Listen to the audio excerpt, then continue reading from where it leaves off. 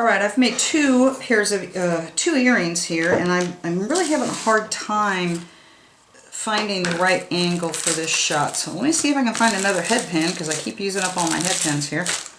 Alright, here we go.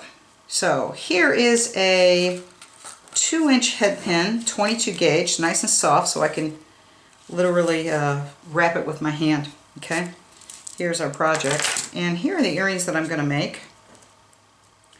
I'm going to take one of my Swarovski crystals here, and I'm just going to find the hole and take it down the head pin. Okay, so that's what I have right there. See it? Okay, now I'm going to grab 2 more of my pearls, and I have 2 of my beautiful mushrooms here. So I think I'll start with a mushroom. I'll add the mushroom on. And then I'm going to add one of the pearls on. These pearls have 2 holes. I don't really care. I'm just going to go ahead and use them anyway. I like how they nest. They kind of offset each other, but I like that. Then I'm going to add another mushroom. And then I'm going to add another 2-holer. 2-holer. Okay. Then I need one more Swarovski crystal for the top. I keep using all my supplies here. I was all set up before I started. Alright, then I'm going to put this little Swarovski crystal on the top, and that's just got the icing on the cake. So everybody can see that? Okay. Now what I'm going to do is I'm going to use my round nose pliers, and I want to make sure you guys can see this. I'm going to lay those pliers right down on top of that bead, and I'm going to push that wire away from me until it's parallel with my desk, as my pliers are right now parallel with my desk. So I'm going to push this away from me, and I've got it at a 90-degree angle. Okay, everybody see that? Everybody see that? It's kind of like an L.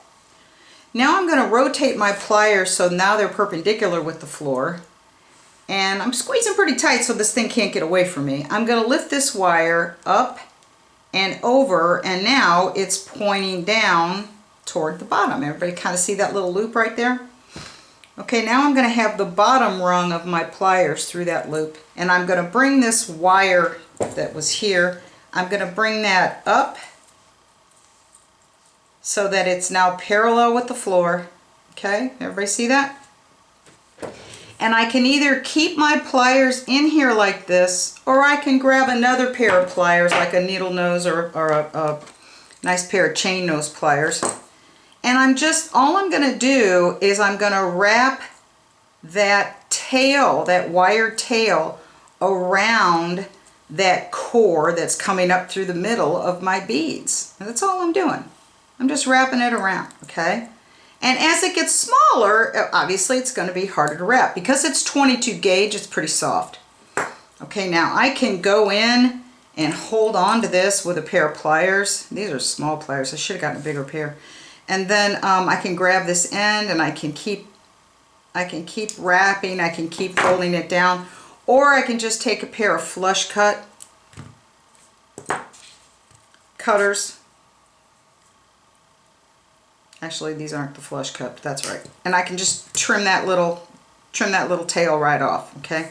And I can go in later and I can tighten that up. I'm not going to waste a lot of time on that right now. All right, now there's 2 ways we can finish this earring off. I like to buy these little earrings. I think I get them on Amazon. I don't know if you can see this, but it has a little ball on the end. And it's kind of fun because I literally can open that up with my fingernail and I can drop that little nice loop that I just made. I can just drop it right down there, and then I can pinch this thing shut, and I don't even have to mess with adding a jump ring. But if I did want to add a jump ring, let me grab one and I'll show you. I'm assuming everyone knows how jump rings are made. They're wrapped around a mandrel. So when you want to open a jump ring, it's important that you don't pull it like this, but rather you twist it like how it's made. If you, okay, who put the circus package in here? The one that you can never open. Okay, so here's a jump ring, and you can kind of run your finger along the edge of the wire and you'll be able to feel that split. It's also called a split ring.